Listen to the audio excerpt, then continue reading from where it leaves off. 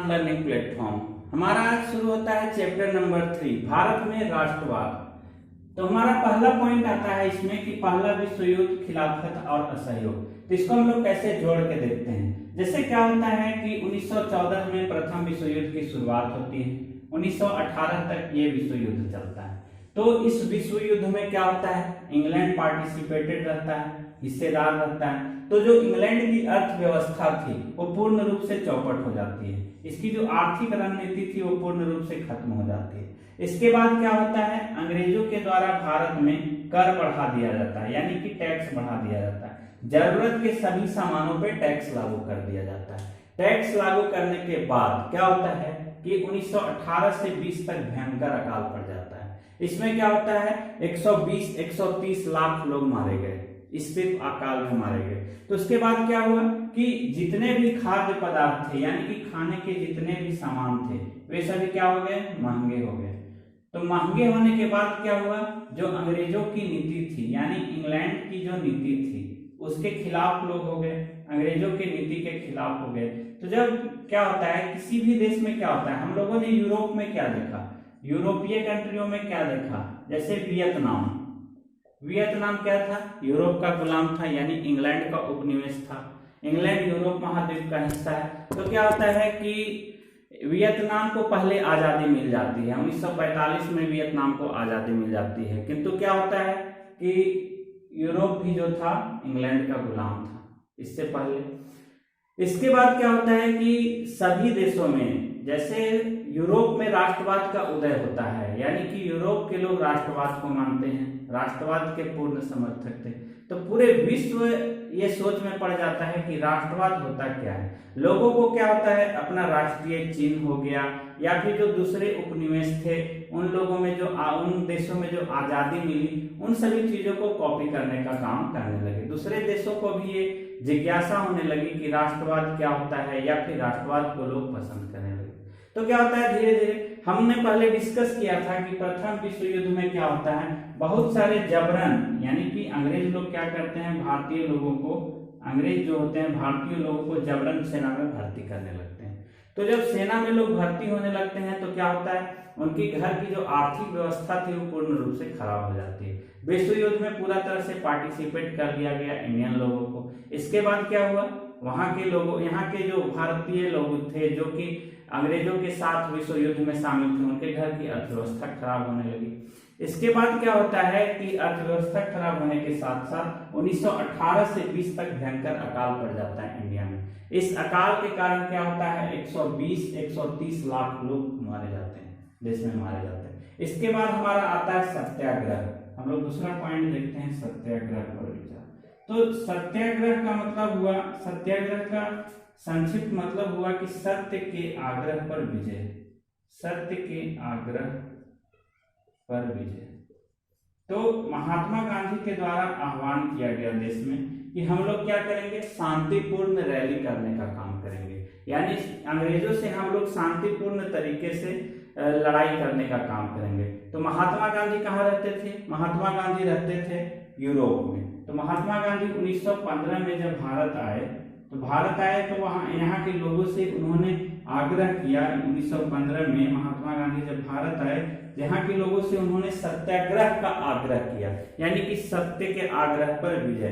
तो क्या होता है कि सबसे पहला जो आंदोलन था, यानी कि सबसे पहला जो सत्याग्रह आंदोलन चलाया गया महात्मा गांधी के द्वारा, वो था चंपारण। चंपारण बिहार का एक जिला है, चंपारण। वहां पे सबसे ज्यादा हम लोगों ने पढ़ा था नील की खेती हो रही थी, नील की खेती बहुत ज्यादा पैमाने पे हो रही थी। तो किसान विद्रोह, जो किसान आंदोलन, प्रथम हम बोल सकते हैं कि भारत में जो प्रथम आजादी की क्रांति थी वो थी किसान आंदोलन। किसान आंदोलन, किसान आंदोलन क्यों हुआ था, हम लोगों ने देखा था भारत के लोग क्या हुए थे, टैक्स देकर परेशान थे। जो भी किसान लोग थे वो टैक्स पे कर करके परेशान थे, और नील की खेती से भी उन्हें कोई मुनाफा नहीं मिलता था, और यहाँ के लोगों को जबरन उसमें धकेला गया था। उसी में हमारा एक पॉइंट आता है जबरन भर्ती। जबरन भर्ती का मतलब हो गया कि लोगों को मजबूर किया जाता था कि उन्हें सेना में जाना है, यानी कि इंग्लैंड की सेवा करने के लिए। इंग्लैंड जब विश्व युद्ध में शामिल होता है तो यहाँ के लोगों को क्या करता है, वो जबरदस्ती सेना में शामिल करने का काम करता है। अगला पॉइंट हम लोग देखते हैं। नेक्स्ट पॉइंट है हमारा रॉलेट एक्ट। तो क्या होता है, अंग्रेजों के द्वारा जल्दबाजी में इंपीरियल लेजिस्लेटिव काउंसिल ने रॉलेट एक्ट पारित कर दिया था। तो क्या होता है कि जैसे ही सत्याग्रह का जो आंदोलन था वो कुछ तरीके से सक्सेसफुल होता है, यानी कि सफल होता है, तो खुश होकर के उस सत्याग्रह के खुश होने के बाद महात्मा गांधी फिर रॉलेट एक्ट के विरोध में आंदोलन शुरू करते हैं। कब? 1919 ईस्वी में विरुद्ध आंदोलन चलाए गए। तो क्या होता है कि उसमें बहुत सारे सदस्य लोग थे, तो उन सदस्यों के विरोध के बाद भी इंपीरियल लेजिस्लेटिव काउंसिल के द्वारा जल्दबाजी में रॉलेट एक्ट लागू कर दिया जाता है। इसके बाद क्या होता है कि जो जनरल डायर था उसने कमान संभाल ली, अंग्रेजों की सेना की कमान संभाल ली। इसमें क्या हुआ, बहुत सारे लोगों को बंधक बना करके जेल में डाल दिया गया। तो धीरे धीरे क्या हुआ, ये आंदोलन और ज्यादा बढ़ने लगा। तो जब आंदोलन बढ़ने लगा तो जो शांतिपूर्ण रैली हो रही थी, यानी कि देश में लोगों के द्वारा सत्याग्रह आंदोलन किया जा रहा था, यानी कि सत्य के आग्रह पर विजय, मतलब ऐसे चीज का मांग जो हमारे लिए, हम सच के लिए लड़ाई लड़ रहे हैं, उसके लिए हम आग्रह कर रहे हैं, उसे हम सत्याग्रह कहते हैं। तो क्या होता है कि जो शांतिपूर्ण रैली थी उस पर गोली चलवा देता है जनरल डायर, उसमें बहुत सारे लोगों की मौत भी हो जाती है। अगला पॉइंट हमारा आता है कि जालियांवाला बाग हत्याकांड। क्या होता है, अमृतसर में एक जगह है जालियांवाला बाग है अमृतसर में। तो यहाँ पे मेला देखने के लिए बैसाखी के दिन बहुत सारे लोग एकत्रित होते हैं। तो क्या होता है, कम से कम 13 लाख लोग एकत्रित होते हैं, 13 लाख से भी ऊपर हम बोल सकते हैं। उस पे क्या किया जाता है, जालियांवाला बाग में मेला देखने के लिए लोग एकत्रित होते हैं। तो जब एकत्रित होते हैं उसमें क्या किया जाता है, बहुत सारे, वहां टोटल 13 लाख लोग मारे गए थे, 20 लाख से ऊपर लोग मेला देखने के लिए आए थे। 13 लाख लोगों का नरसंहार, यानी कि इस पूरे दुनिया के इतिहास में इतना बड़ा नरसंहार बोला जा सकता है कि इस निर्दयी तरीके से कभी नहीं हुआ था, जालियांवाला बाग हत्याकांड के जैसा।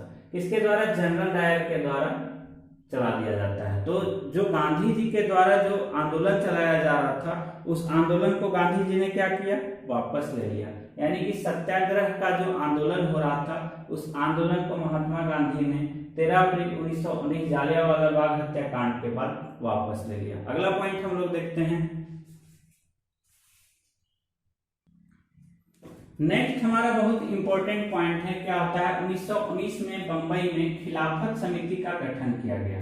यानी कि जब जालियांवाला बाग हत्याकांड होता है, जालियांवाला बाग हत्याकांड 1919 में होता है,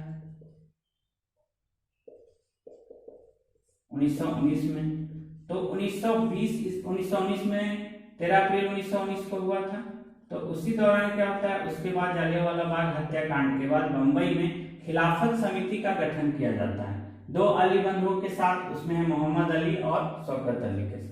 अगला पॉइंट है हमारा 1920 में कांग्रेस कांग्रेस क्या करती है, महात्मा गांधी को मनाती है कि बहुत हो गया अत्याचार, अब हम लोगों को क्या करना है, असहयोग आंदोलन शुरू करना है।